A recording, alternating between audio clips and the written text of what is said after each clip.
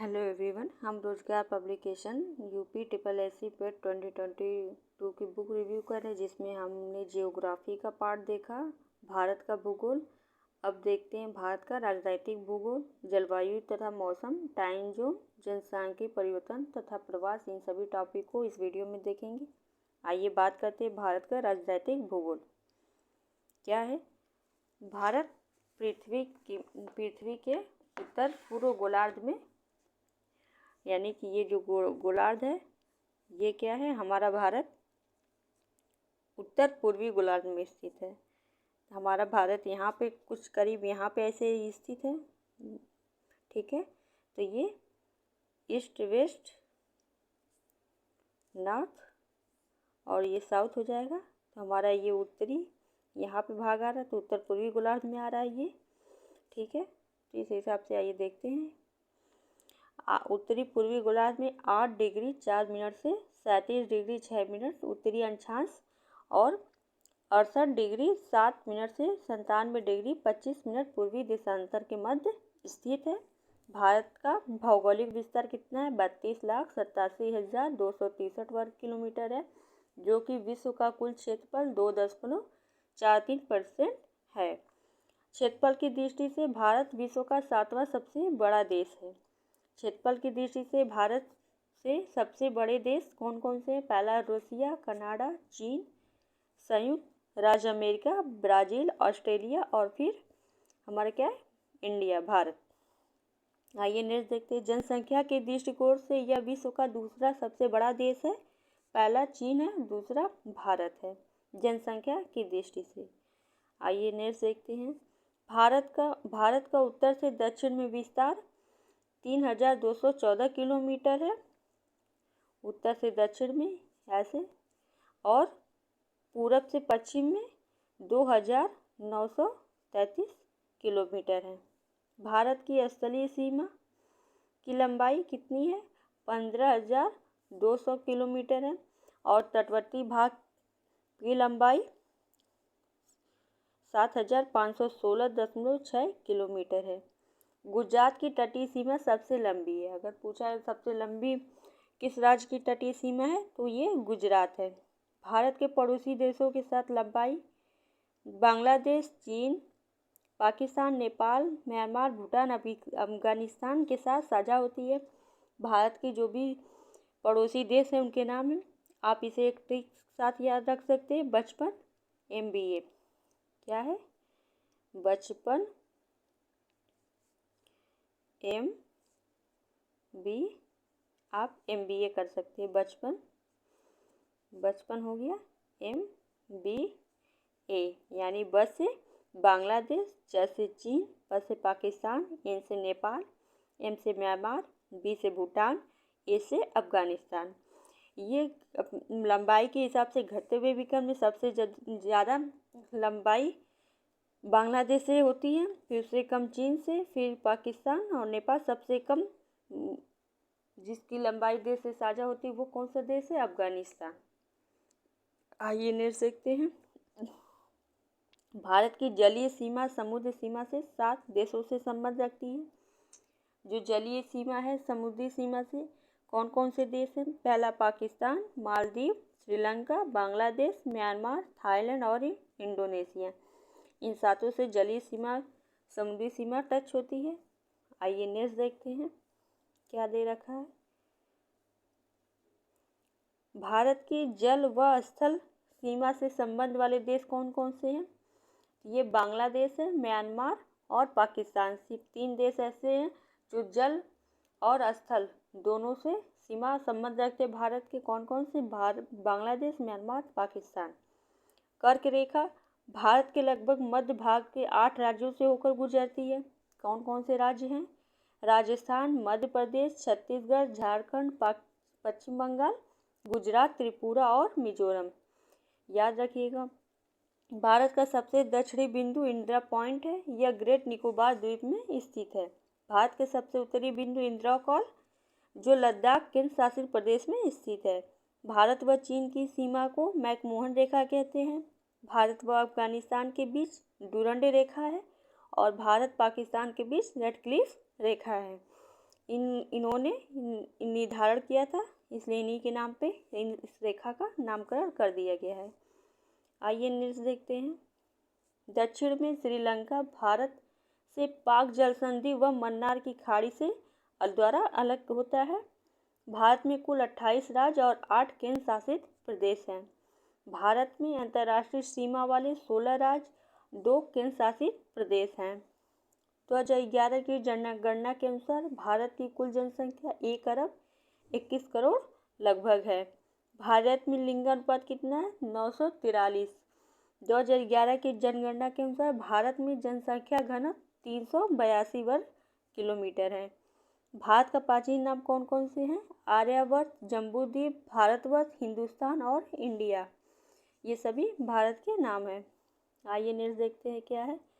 भारत की राजधानी नई दिल्ली है। भारत एक संघीय राज्य है जिसमें राज्य अपनी इच्छा से अलग नहीं हो सकते हैं।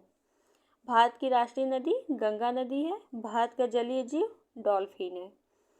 ठीक है, आइए नेक्स्ट देखते हैं यहाँ की जलवायु क्या है और मौसम के बारे में क्या क्या दिए गए हैं। आइए अभी नहीं देखते हैं।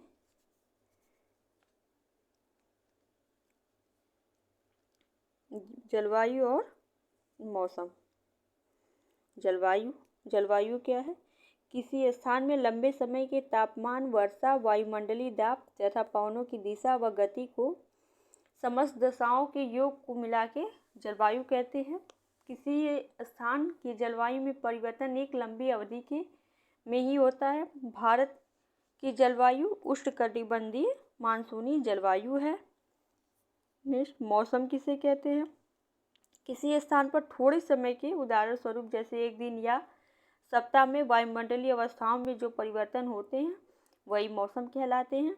भारत में मौसम संबंधी सेवा सन 1875 में प्रारंभ की गई थी। इसका मुख्यालय शिमला में है। वर्तमान में इसका मुख्यालय कहाँ पे स्थित है? पुणे शहर में स्थित है। आइए नेक्स्ट देखते हैं क्या है। भारतीय जलवायु को मानसून के अलावा और भी कारक प्रभावित करते हैं। कौन कौन से हैं? पहला कारक क्या है? उत्तर में हिमालय पर्वत की उपस्थिति के कारण मध्य एशिया से आने वाली शीत हवाएं भारत में नहीं आ पाती हैं। और क्या क्या कारण है? दूसरा क्या कारण दे रखा है? दक्षिण में हिंद महासागर की उपस्थिति व भूमध्य रेखा के करीब होने के कारण उष्णकटिबंधीय जलवायु अपने आदर्श रूप में ही पाई जाती है। मानसून एक ऐसा पवन तंत्र है जिसके अंतर्गत पवनों की दिशा ऋतु परिवर्तन के साथ बदल जाती है। भारत में 4 प्रकार की ऋतुएं पाई जाती हैं। आइए देखते हैं कौन कौन सी ऋतुएं पाई जाती हैं। पहला क्या है? शीत ऋतु, ये 15 दिसंबर से 15 मार्च तक होती हैं। नेक्स्ट, ग्रीष्म ऋतु 16 मार्च से 15 जून तक। नेक्स्ट, वर्षा ऋतु 16 जून से 15 सितंबर तक। शरद ऋतु 16 सितंबर से 14 दिसंबर तक ये होती हैं और यही क्रम इनका चलता रहता है। जाड़े के दिनों में तमिलनाडु के तटों पर कोरोमंडल तट पर वर्षा लौटती हुई मानसून या उत्तर पूर्वी मानसून के कारण होती है। ये क्वेश्चन पूछ देता है, कोरोमंडल तट पर वर्षा कब होती है? वो जब लौटता हुआ मानसून होता है, जब मानसून लौटता है तब जाके वहाँ पे वर्षा होती है। आइए नेक्स्ट देखते हैं। उत्तरी भारत के मैदानी भागों में शीत ऋतु में वर्षा पश्चिमी विक्षोभ या जेट स्ट्रीम के कारण होती है। उत्तर पश्चिम भाग में भारत के शुष्क भागों में ग्रीष्म ऋतु में चलने वाली गर्म व शुष्क हवाओं को लू कहा जाता है। आइए नेक्स्ट देखते हैं। भारत की लगभग 80% वर्षा दक्षिणी पश्चिमी मानसून के कारण होती है। भारत की प्रायद्वीपीय आकृति के कारण दक्षिण पश्चिम में मानसून 2 शाखाओं में विभाजित होते हैं। पहला क्या है? अरब सागर की शाखा। सेकेंड, बंगाल की खाड़ी की शाखा। आइए पहले देखते हैं अरब सागर की शाखा क्या है। इस शाखा का मानसून सबसे पहले भारत के केरल राज्य में जून के प्रथम सप्ताह में आ जाता है और यहाँ पश्चिमी घाट पर्वत से टकराकर केरल के तटों पर वर्षा करता है। मानसून की अरब सागर शाखा तुलनात्मक रूप से अधिक शक्तिशाली होती है। दक्षिण पश्चिम मानसून द्वारा लाए कुल आर्द्रता का 65% भाग अरब सागर व 35% भाग बंगाल की खाड़ी में से आता है। आइए नेक्स्ट क्या है, बंगाल की खाड़ी। गारो खासी जयंतिया कहाँ की पहाड़ियाँ, अभी हमने ऊपर पढ़ा था, बताइएगा ये कहाँ की है, मेघालय की हैं। गारो खासी जयंतिया पहाड़ियों पर बंगाल की खाड़ी से आने वाली हवाएं दक्षिण पश्चिम मानसून अधिक वर्षा लाती हैं, जिसके कारण यहाँ पर स्थित मासिन राम मेघालय विश्व में सर्वाधिक वर्षा प्राप्त करने वाला स्थान है। विश्व में सर्वाधिक वर्षा प्राप्त करने वाला स्थान कौन सा है, मासिन राम है, जो कि मेघालय भारत में स्थित है। आइए नेक्स्ट देखते हैं, मौसम के अनुसार वार्षिक वर्षा का वितरण दिया हुआ है। आइए इसको देखते हैं, क्या है, दक्षिण पश्चिम मानसून का समय अवधि क्या है, जून से सितंबर तक 73.7% तक वर्षा करता है। पर्वतीय मानसून काल में जो अक्टूबर से दिसंबर के बीच है 13.3% वर्षा कराता है। पूर्व मानसून काल मार्च से मई के बीच जो 10% वर्षा कराता है। शीत ऋतु या उत्तर पश्चिमी मानसून जनवरी से फरवरी के बीच 2.6% वर्षा कराता है। आइए नेक्स्ट देखते हैं, वन लाइनर। अब क्या नेक्स्ट है, टाइम जोन।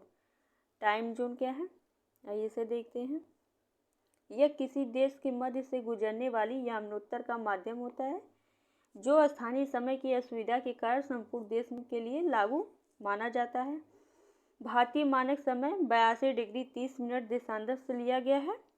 यह देशांतर रेखा इलाहाबाद या वर्तमान में प्रयागराज है, प्रयागराज के मिर्जापुर से होकर गुजरती है। भारतीय मानक समय ग्रीनविच माध्यम से ग्रीनविच रेखा है, उससे 5.5 घंटे आगे है। ग्रीनविच रेखा लंदन से होकर गुजरती है, ये 0 है, इससे इधर भारत है, ठीक है, इससे ये 5.5 घंटा आगे होता है, ठीक है, ये आगे का भाग और ये पीछे कहलाता है। आइए नेक्स्ट देखते हैं, विश्व के देशों द्वारा आपसी सहमति के अंतर्गत मानक यमुनोत्तर को 60 डिग्री 30 मिनट देशांतर के गुणांक पर चुना जाता है। भारत के बृहद अक्षांशीय विस्तार का कारण गुजरात से अरुणाचल प्रदेश के स्थानीय समय में लगभग 2 घंटे का अंतर पाया जाता है। यानी गुजरात से लेके और पूरा अरुणाचल प्रदेश का लगभग 2 घंटे का अंतर पाया जाता है। अतः प्रशासनिक व अन्य कार्यों में कठिनाई से बचने के लिए हेतु 82 डिग्री 30 मिनट पूर्व यमुनोत्तर देशांतर को भारत का मानक यमुनोत्तर चुना गया है। आइए नेक्स्ट क्या है, भारतीय मानक समय की यमुनोत्तर रेखा उत्तर प्रदेश, मध्य प्रदेश, छत्तीसगढ़, उड़ीसा, आंध्र प्रदेश कुल 5 राज्यों से होकर गुजरती है। पूछ देता है भारत की मानक समय यमुनोत्तर रेखा किन राज्यों से होकर गुजरती है, तो याद रखिएगा उत्तर प्रदेश, मध्य प्रदेश, छत्तीसगढ़, उड़ीसा, आंध्र प्रदेश 5 राज्यों से होकर गुजरती है। सूर्य पूर्व में उदित होता है, वो पृथ्वी पश्चिम से पूर्व अपनी धुरी पर घूम रही होती है। अतः 0 डिग्री प्रधान यमुनोत्तर से पूर्व की ओर जाने पर ग्रीनविच टाइम से आगे और पश्चिम की ओर जाने पर समय ग्रीनविच टाइम से पीछे रहता है। 0 डिग्री से 180 डिग्री पूर्व की ओर जाने पर 12 घंटे की अवधि लगती है, यानी समय लगता है। यह ग्रीनविच समय से 12 घंटे आगे रहता है। इस प्रकार 0 डिग्री से 180 डिग्री पश्चिम की ओर जाने पर ग्रीनविच से समय से 12 घंटे पीछे का समय मिलता है, ठीक है। आइए नेक्स्ट देखते हैं, क्या 180 पूर्व व 180 पश्चिम देशांतर में कुल 24 घंटे का अर्थात दिन और रात का अंतर पाया जाता है। 24 घंटे का अंतर पाया जाता है।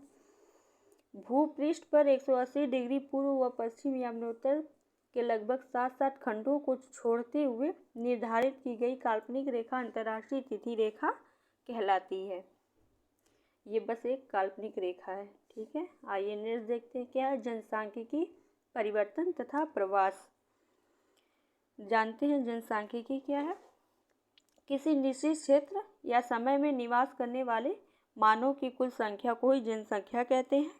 जनसंख्या की दृष्टि से भारत विश्व के दूसरे स्थान पर है, जबकि चीन पहले स्थान पर है। जनसंख्या का निर्धारण जनगणना के माध्यम से किया जाता है। आधुनिक एवं व्यवस्थित ढंग से सर्वप्रथम जनगणना 1700 1949 ईस्वी में स्वीडन में की गई थी। 1790 में पहली बार 10 की जनगणना का काम अमेरिका में हुआ था। भारत में आरंभिक जनगणना 1872 में लॉर्ड मेयो के कार्यकाल में की गई थी। इम्पॉर्टेंट है, इसको याद रखिएगा, वन लाइनर सभी क्वेश्चन है। नेक्स्ट क्या है, 1881 में लॉर्ड रिपन के काल में इसे नियमित 10 वर्ष के अंतराल में किया जाने लगा। भारत में 1911 से 1921 के दशक में जनसंख्या की वृद्धि दर न्यूनतम रही, इसलिए इस वर्ष को 1921 महाविभाजक वर्ष के रूप में भी जाना जाता है। महाविभाजक वर्ष कौन सा है, तो याद रखिएगा 1921। देश की जनगणना का दायित्व भारतीय संविधान के अनुच्छेद 246 के अनुसार भारत सरकार के गृह मंत्रालय के अधीन महापंजीयनी कार्यालय और जनगणना आयुक्त द्वारा होता है। सन 2001 से 2011 के मध्य 181 बिलियन से भी अधिक जनसंख्या की बढ़ोतरी हुई है। आइए नेक्स्ट देखते हैं, ये बढ़ी हुई जनसंख्या ब्राज़ील की कुल जनसंख्या से कुछ कम है। याद है कि ब्राज़ील विश्व का 5वां सबसे बड़ी जनसंख्या वाला देश है। भारत की कुल जनसंख्या संयुक्त राज्य America, Indonesia, Brazil, Pakistan, Bangladesh, Japan की सम्मिलित जनसंख्या के बराबर है। यानी कि जितनी जनसंख्या इन लोगों को मिला के होगी उतनी अकेले भारत की ही है। संयुक्त राष्ट्र संघ के आकलन के अनुसार विश्व की जनसंख्या की वार्षिक वृद्धि दर 2000 से 2010 के दौरान 1.23% थी। इस अवधि में चीन की जनसंख्या की वार्षिक वृद्धि दर मात्र 0.53% थी। आइए नेक्स्ट देखते हैं, भारत 2001 और 2011 की अवधि में 1.64% की तुलना में काफ़ी कम है। भारत की जनसंख्या वृद्धि की प्रवृत्ति का अध्ययन निम्न 4 अवस्थाओं के तहत किया जा सकता है। आइए देखते हैं, 1921 से पूर्व की अवधि को मंद वृद्धि की अवधि कहते हैं। 1921 से 1951 की अवधि निरंतर वृद्धि की अवधि। 1951 से 1981 में तीव्र तथा विस्फोटक वृद्धि की अवधि कहते हैं। 1981 से 2011 तक घटी दर से वृद्धि की अवधि कहते हैं। 1911 से 1921 के दशक में इन्फ्लुएंजा महामारी के कारण कुल जनसंख्या का लगभग 60% लोग मृत्यु के शिकार हो गए हैं। इस अवधि में बृहद जनसंख्या ने दूसरे देशों में उत्प्रवास कर रहे। इस समय भी आप देखेंगे न्यूज़ में दे रहा होगा कि जो प्रवासी हैं की संख्या बढ़ती जा रही है, भारत से प्रवास ज़्यादा होते जा रहे हैं। आइए नेक्स्ट देखते हैं, क्या दे रखा, जन्म दर, मृत्यु दर, प्राकृतिक वृद्धि दर और औसत घातीय वृद्धि दर क्या है। 1901 से 1911 के बीच जन्म दर कितनी रही थी, 1000 पे 49, और 1911 से 21 के बीच में 1000 पे 48 जन्म दर रही है। और मृत्यु दर 1000 पे 43 मृत्यु दर है, और 1000 पे ये 47 2021 तक दे रखा है। प्राकृतिक वृद्धि दर 1901 से 1911 के बीच 6 रही है, जबकि 1911 से 21 के बीच 1 रही है। ठीक है, देख लीजिएगा आप, सभी रिकॉर्ड्स हैं।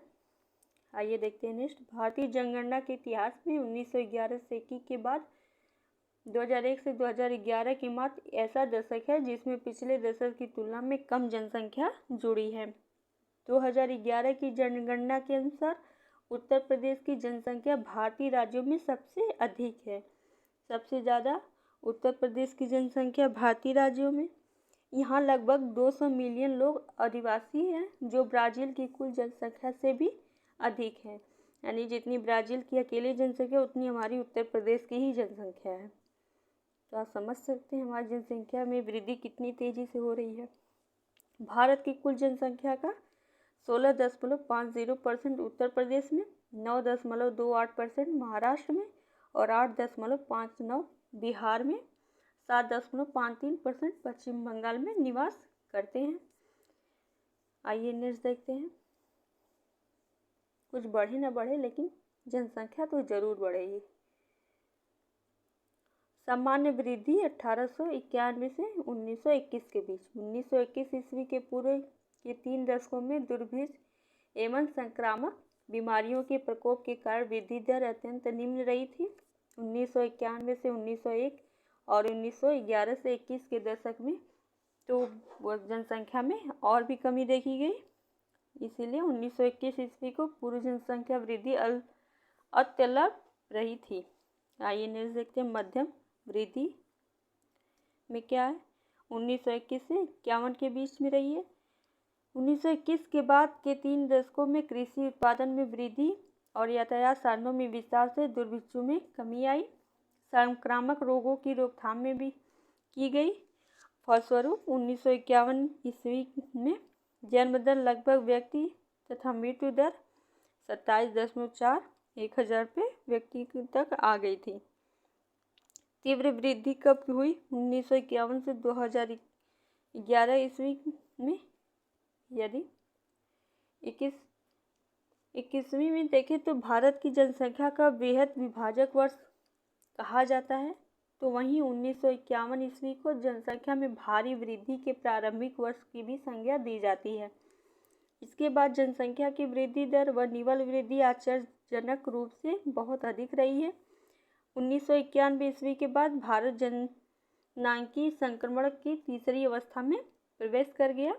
यद्यपि 1991 से 2001 और 2001 से 11 के दशक में प्राकृतिक वृद्धि दर में गिरावट आई, परंतु जनसंख्या आधार बड़ा होने के कारण निवल जनसंख्या वृद्धि लगभग 18 करोड़ रही थी।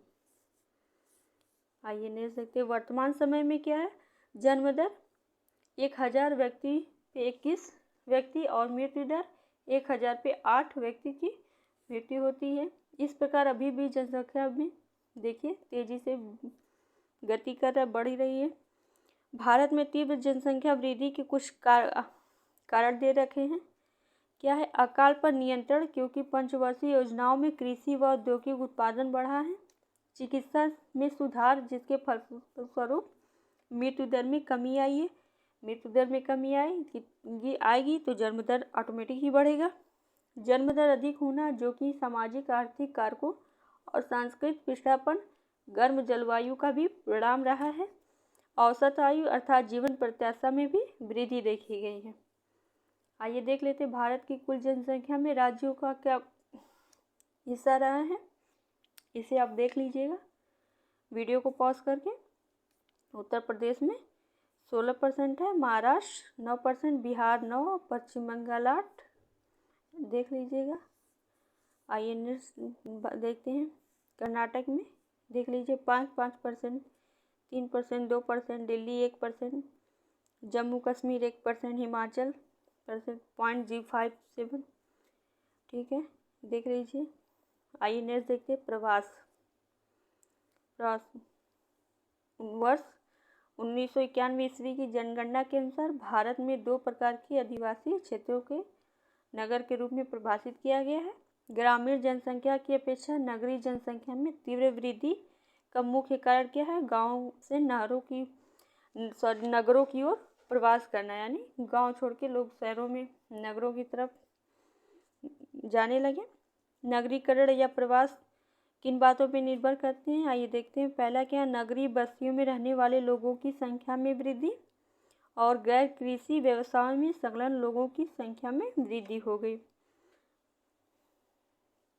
अपने काम की तलाश में लोग जिनको कृषि करना नहीं आता था, कम भूमि थी, वो अधिक प्रवास किए। स्वतंत्रता के पश्चात भारत में नगरीकरण की तीव्र प्रवृत्ति देखी गई है, जिसका मुख्य कारण ग्रामीण नगरीय स्थानांतरण रहा।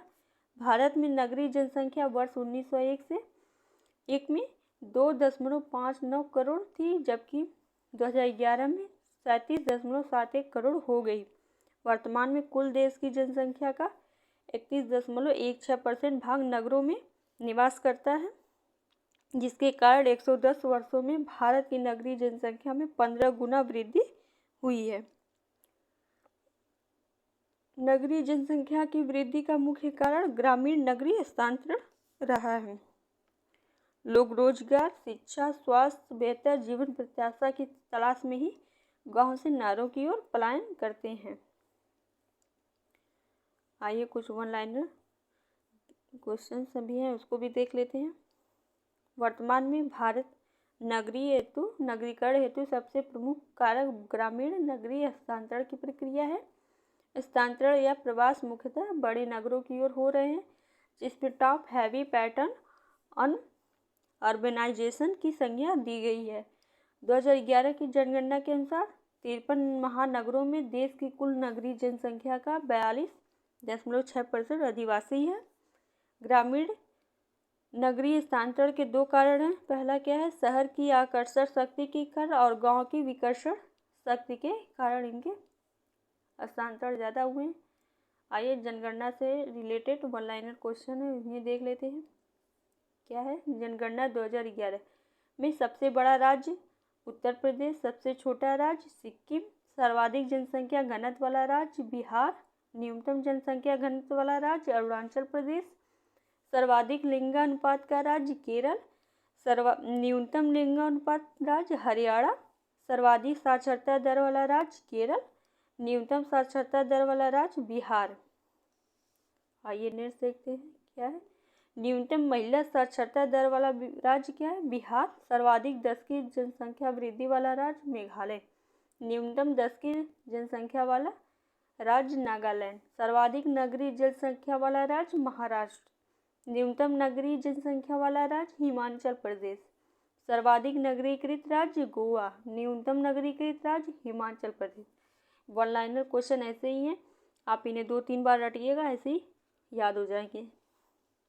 आइए नेक्स्ट देखते हैं, श्याम प्रसाद मुखर्जी रूर्बन मिशन क्या है।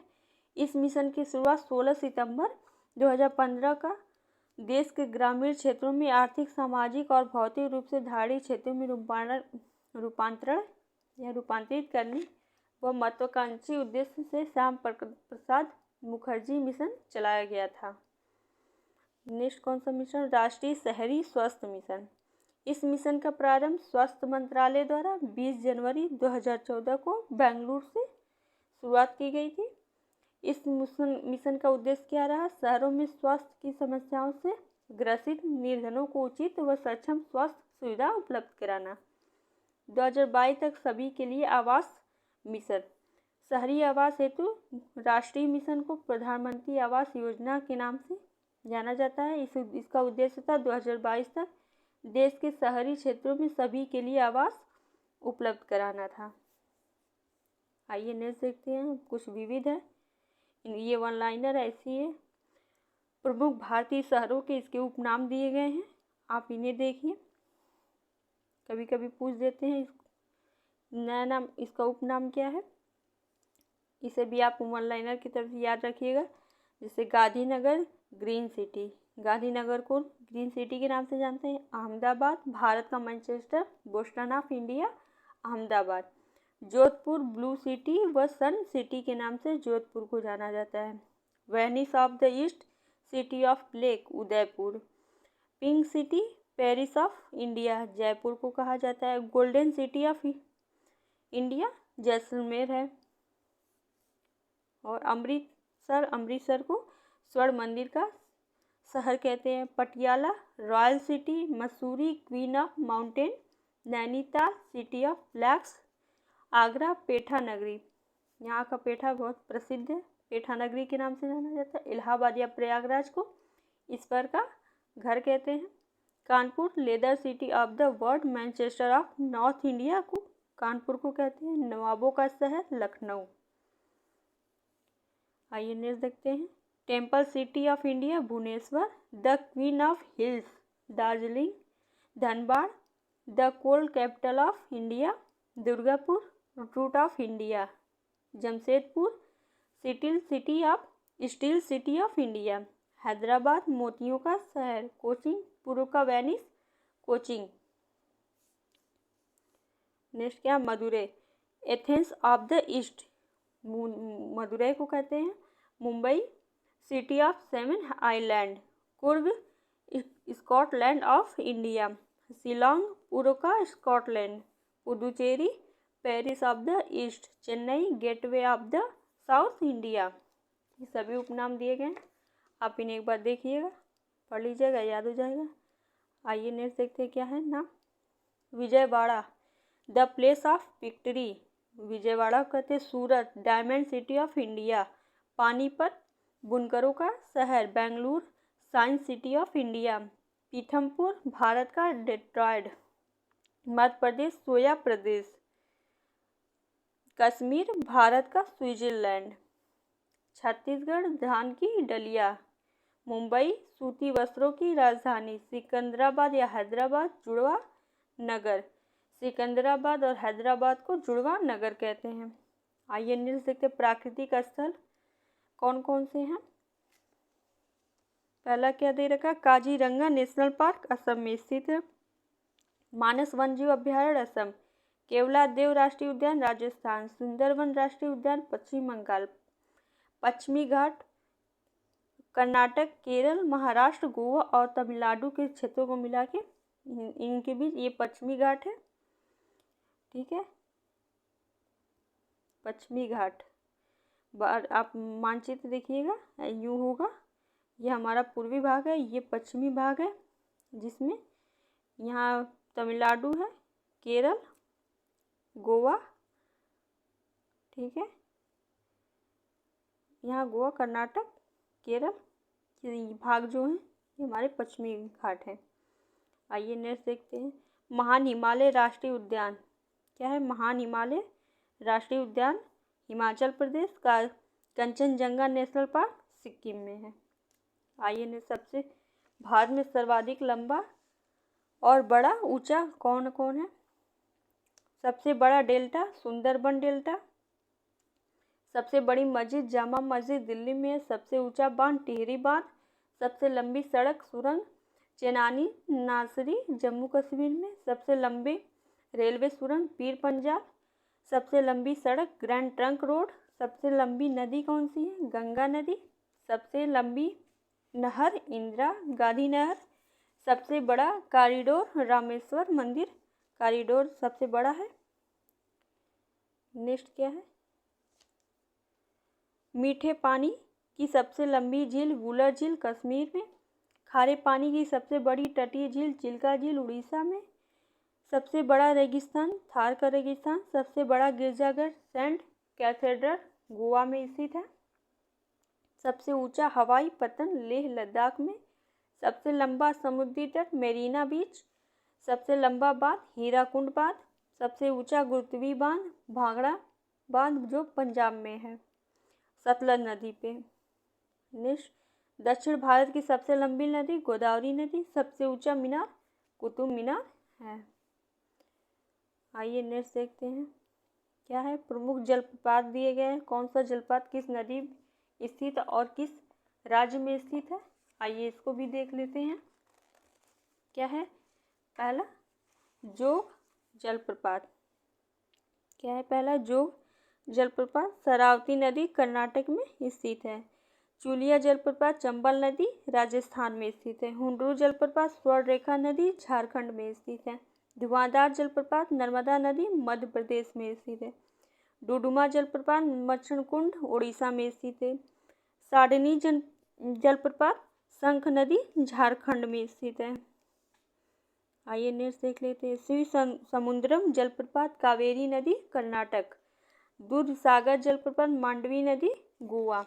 मांडवी एकमात्र नदी है जो गोवा में चलती है। गोकाक प्रताप जलप्रपात घाट प्रभा कर्नाटक नदी। कुचिकल जलप्रपात वाराही नदी कर्नाटक।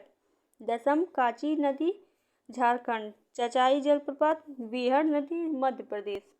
चित्रकूट जलप्रपात इंद्रावती नदी छत्तीसगढ़ में स्थित है। आइए देख लेते हैं भारत की कुछ बहुउद्देशीय परियोजनाएं हैं। कौन कौन सी हैं